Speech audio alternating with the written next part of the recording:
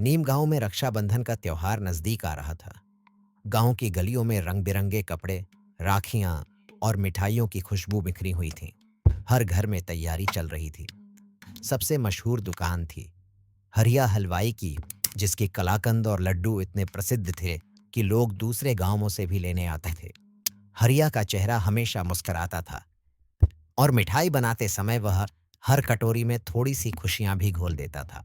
राधा ने सुबह ही बंसीलाल से कहा, इस बार मिठाई हरिया की दुकान से ही लाएंगे। और हाँ, चीकू और खुशी को भी साथ ले जाना। बंसीलाल मुस्कुराए, जरूर। वैसे भी कल राखी है, मिठाई तो बनती है। लेकिन अगले ही दिन सुबह गांव में अफरात फरी मच गई। हरिया हलवाई की दुकान टूटी हुई हालत में मिली।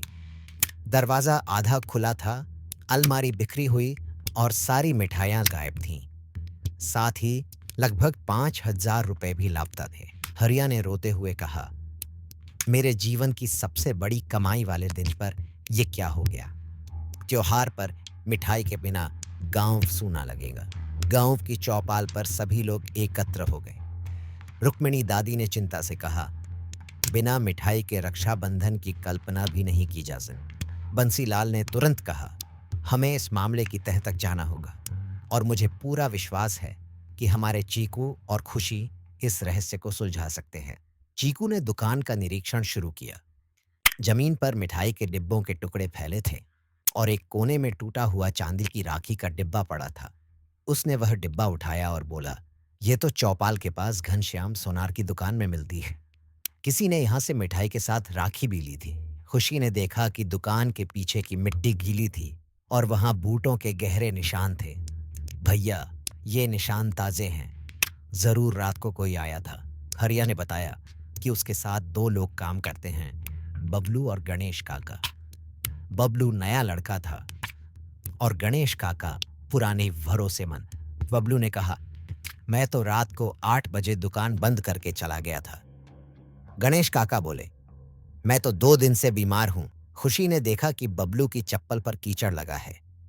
चीकू ने धीरे से पूछा, ये कीचड़ कहां से आया। बबलू सकपकाया और बोला, मैं खेत की तरफ गया था। चीकू और खुशी घनश्याम सोनार की दुकान पहुंचे। घनश्याम बोले, हाँ, 2 दिन पहले बबलू आया था, चांदी की राखी खरीदी थी। अब मामला गंभीर हो गया था। दुकान के पीछे जाकर दोनों बच्चों ने झाड़ियों के बीच एक पुराना गोदाम देखा। वहां कुछ मिठाई के खाली डिब्बे और हरिया की दुकान का एक बोरा पड़ा था। पास ही मिट्टी पर खरोंच के निशान थे, जैसे कोई चीज घसीटी गई हो। रात को चुपचाप गजोधर दादाजी भी उनके साथ पहुंचे। दादाजी बोले, बेटा, ये मिठाइयां यहाँ क्यों छुपाई गई होंगी। चीकू ने कहा, शायद बबलू खुद सबको बांटकर वाहवाही लेना चाहता था, या फिर वह दुकान की मिठाइयां चुराकर बाहर बेचना चाहता था। अगले दिन पंचायत बैठी।